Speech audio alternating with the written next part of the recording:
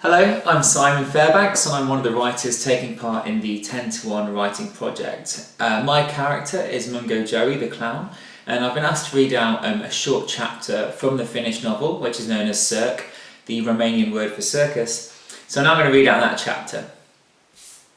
Mungo Joey awoke atop his usual bench on the pier. His bloodshot eyes met a cloudy sky. He could hear the waves and the seagulls, but no people. Once again he had slept through most of the morning, but sure enough, there was a healthy pile of coins in the floppy clown hat in front of his bench. It still astounded Mungo that people got any enjoyment from a lazy, grotesque clown sprawled on a bench. He didn't do anything worthy of their attention.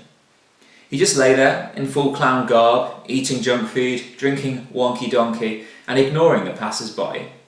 Yet the crowd seemed to think it was an ironic performance, and the coins kept coming. Along the pier he saw a peculiar sight. There was a red-headed woman sketching a dead seagull. Could it be? "Spitfire!" Mungo cried and leapt from his bench. The red-headed woman jerked with surprise and took a step back upon seeing a dishevelled clown bundling across the pier towards her. Mungo dropped to his knees by the dead bird and began inspecting the corpse, lifting its wings with gloved hands and checking its lifeless head for markings. "Hey!" The woman tapped Mungo with her sketchbook. "I was sketching that." "Forgive me," Mungo replied, his voice thick with wonky donkey. "I have been terrorised by a feathered fury known as Spitfire for a long time. The beast steals my food and paints my bench with excrement. But this is not him. I was mistaken." Mungo bowed his head and removed his curly green wig as a sign of respect for the deceased. The redhead raised her eyebrows. "Well, there goes my sketch," she sighed. "You repositioned the wings. I'll have to take this home and finish it there." She produced a plastic bag and stuffed the dead gull inside. Now it was Mungo's turn to be shocked. His mouth dropped open. "Are you going to eat that?" "Eat it? Christ, no! I plan to turn this creature into art." "You do?" said Mungo. "Of course," she said. "I am Anastasia Botti." Mungo shrugged.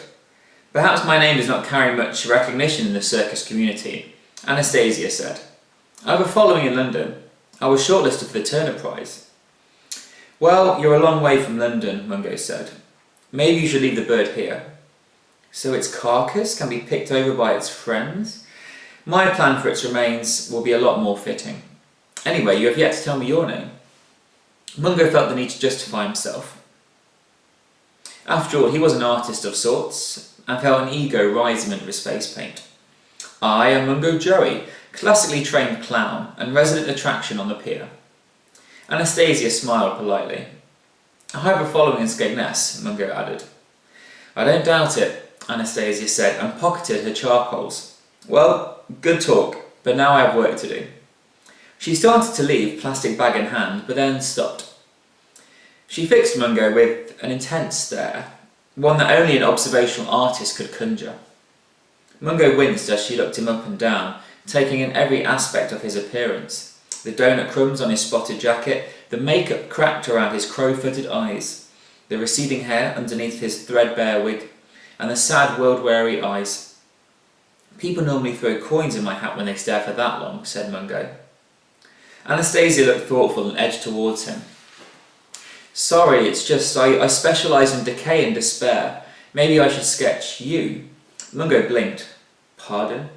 "A beautiful concept," Anastasia said. "A clown, usually a figure of joy and energy, but this one is wasting away on a splintering bench against a grey forlorn seascape. Alone and lost and sorrowful, receiving cruel laughs or loose coins depending on the crowd, but no spotlight, no applause, no love."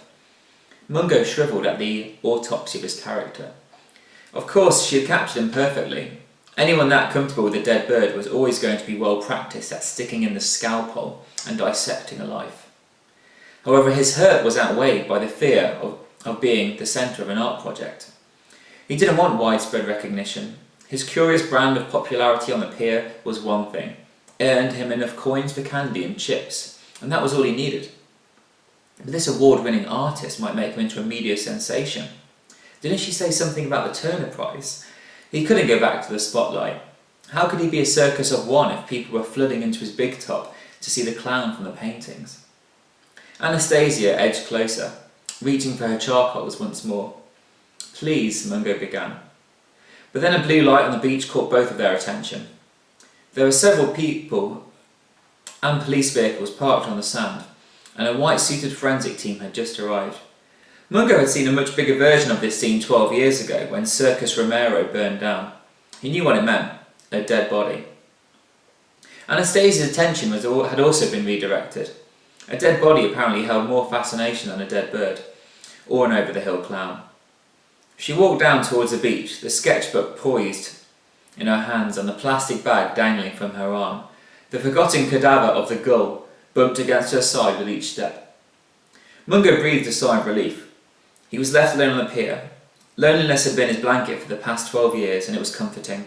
He had no intention of going near that crime scene. He kept his curiosity to a minimum, and that kept people out of his life. The crowd would drift back to the pier eventually, and his third life would resume, as if nothing had happened. It was then that he heard the birds cry. Mungo turned, and there sat Spitfire on his bench, mocking him. Mungo shouted, "No! Get away, foul beast!" He started sprinting back to his bench, slapping the boards of the pier with his great big clown feet and waving his wig like a battle flag. Spitfire remained unfazed by this charge and instead focused on Mungo's half-eaten bag of donuts. "Don't you dare!" But it was too late. The gull snatched up the bag and flew into the air with the remainder of Mungo's afternoon snack. Mungo waved a gloved fist in the air. "I hope you choke on them." He slumped defeated onto his bench. Sadly, Mungo found himself sitting in the unpleasant surprise that Spitfire had left splattered on his bench. Mungo sighed. This isn't over. So that is the first chapter, written from the perspective of Mungo Jerry. I hope you enjoyed it, and I hope you also enjoy the rest of the novel. Okay, thank you. Bye.